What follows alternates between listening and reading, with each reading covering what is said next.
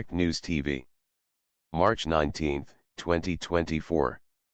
Russia-Ukraine War Live News. Russia says it captured Orlivka village. The Russian Defense Ministry says its forces had captured the village of Orlivka in Ukraine's eastern Donetsk region, 9.5 kilometers, 5.9 miles, from the Russian-controlled town of Avdiivka.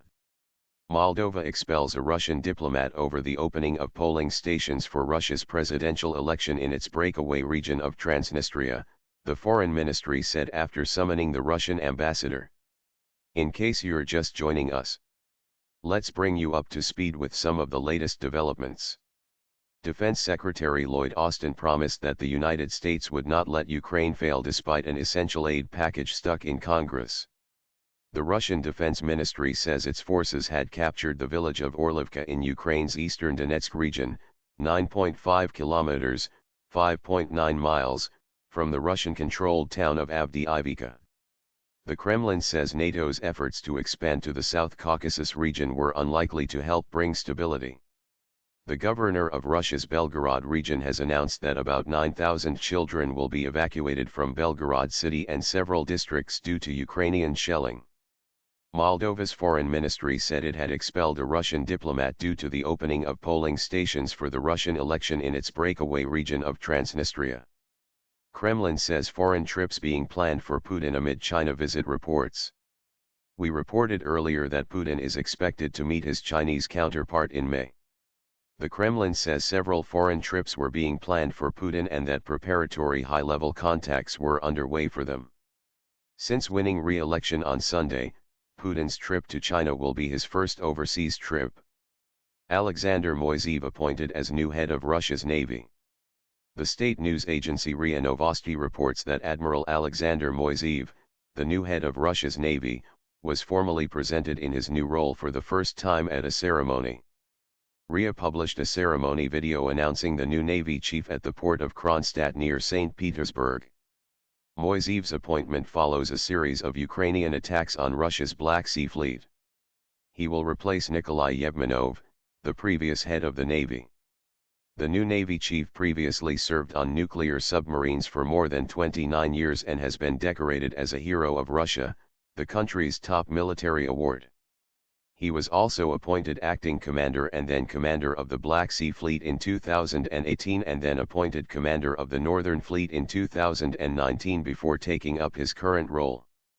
EU's Borrell to propose using frozen Russian assets for Ukraine. EU Foreign Policy Chief Josep Borrell says he will propose that the bloc uses 90% of the revenues from frozen Russian assets to buy arms for Ukraine through the European Peace Facility Fund. Borrell told reporters in Brussels he would propose using the remaining 10% to boost the capacity of the Ukrainian defense industry in the EU budget. He added that he would submit the proposal on Wednesday, ahead of a summit of EU leaders on Thursday and Friday. The Ukrainian General Staff reported earlier that its forces had repelled 9 Russian army attacks in the vicinity of Orlivka. Russian Defense Ministry says it killed Ukrainian saboteurs near border. Russia's defense ministry says it carried out preemptive strikes against 2 groups of Ukrainian saboteurs near the border with Belgorod and Kursk regions. In both cases, the saboteur groups were destroyed, the defense ministry said. Key events on day 754 of the war. It's day 754 of the Russia-Ukraine war, and here are some of the key developments. Ukrainian air defense systems shot down 17 out of 22 Russian-shot drones that targeted 9 regions in Ukraine. China, India, and North Korea congratulated Putin on securing a further 6-year term after the Kremlin said that the longtime leader had secured 87% of the vote. Putin appeared briefly in front of a flag-waving crowd at an open-air concert on Red Square to mark the 10th anniversary of Russia's annexation of Crimea from Ukraine. The Council of the European Union ratified an agreement to increase the EU's support for Ukraine's army by €5 billion, $5.44 billion, through a dedicated assistance fund. Navalny's widow says Putin is not the legitimate leader of Russia. We proved to ourselves and others that Putin is not our president. We did not elect him, says Yulia Navalnaya, widow of Russian opposition leader Alexei Navalny, referring to the Noon Against Putin protests held on Sunday, the last day of the three-day presidential election. Putin won 87% of the vote, according to government tallies. While Western countries condemned the election as unfair and undemocratic, China, Iran and India congratulated the Russian leader on his re-election. Putin to travel to China in May, report. Russian President Vladimir Putin plans to travel to China in May for talks with his counterpart Xi Jinping, 5 sources familiar with the matter tell the Reuters news agency. One source said Putin's trip would most likely occur in the second half of May, while 2 others said it would come before Xi plans a trip to Europe. On Sunday, Putin told reporters that Russia and China shared a similar global outlook, enjoyed resilient relations in part due to Putin and Xi's good personal relations, and would develop ties further in the coming years. U.S. Defense Secretary reaffirms support for Ukraine. Defense Secretary Lloyd Austin promised that the United States would not let Ukraine fail, even as further aid remains stalled in Congress and Kiev's forces face shortages of munitions. The United States will not let Ukraine fail, Austin told journalists at the opening of a meeting in Germany of Ukraine's international supporters. NATO's desire to expand to South Caucasus won't bring stability, Kremlin. The Kremlin says NATO's efforts to expand to the South Caucasus region were unlikely to help bring stability. Kremlin spokesman Dmitry Medvedev added that Russia was aware of the bloc's desire to expand to the region and was monitoring the situation. Earlier, NATO chief Jens Stoltenberg, who is currently visiting Armenia, welcomed what he called Armenia's solidarity with Ukraine.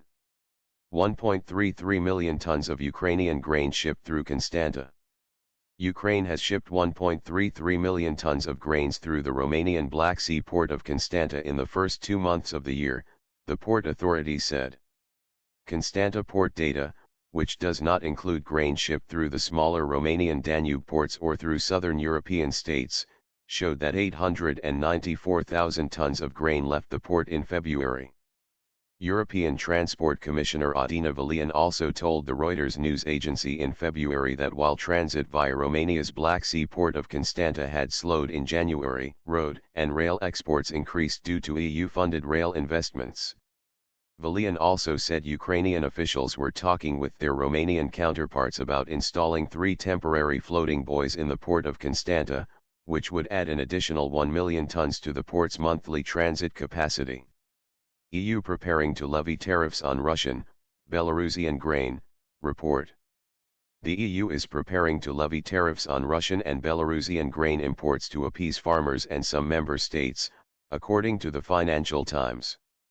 The FT, quoting people familiar with the plans, reported that the European Commission is expected to impose a duty of €95, $103, per ton on cereals from the 2 countries in the coming days. Tariffs of 50% would also be placed on oilseeds and derived products. The reported move comes as farmers across the EU have undertaken mass protests against the bloc's Green Deal plan to tackle climate change and the increase in imports of agricultural products from Ukraine, which were waived after Russia's invasion in 2022. Farmers from neighboring Poland, Hungary, and Slovakia, all of which are EU members, said the move undercuts their prices and affects their livelihoods. Thousands of children to be evacuated from Belgorod, says governor. The governor of Russia's Belgorod region has announced that about 9,000 children will be evacuated from Belgorod city and several districts in the wider region due to Ukrainian shelling. Vyacheslav Gladkov said that the first group of 1,200 children will be evacuated on March 22. Moldova expels Russian diplomat over election polls in Transnistria. Moldova's foreign ministry said it had expelled a Russian diplomat due to the opening of polling stations for the Russian election in its breakaway region of Transnistria. Transnistria, a pro-Russian enclave, split from Moldova as the Soviet Union collapsed, despite Chisinau's opposition. Last week, the government called Russia's move to open polls disrespectful to Moldova's sovereignty. EU leftist bloc leader says it's time to negotiate end to war. The head of the European Union's primary leftist political grouping said it is time to negotiate an end to the war in Ukraine, backing a call by Pope Francis for Kiev to raise the white flag. "I believe helping the Ukrainian people means now making attempts to end the war," said Walter Bayer on Monday night. In an interview with the European Newsroom, which brings together news agencies, he said the conflict's frozen fronts required a new approach. "I would wish from the European Union to take diplomatic efforts to start negotiations to achieve a ceasefire and to achieve the withdrawal of the Russian troops," Bayer said. "In this regard, I fully support what Pope Francis was saying. Now it's the time to end the war, and now it's the time to negotiate and stop killing," said the former head of Austria's Communist Party. "My name is Kingsley. Please like, share, subscribe and hit that notification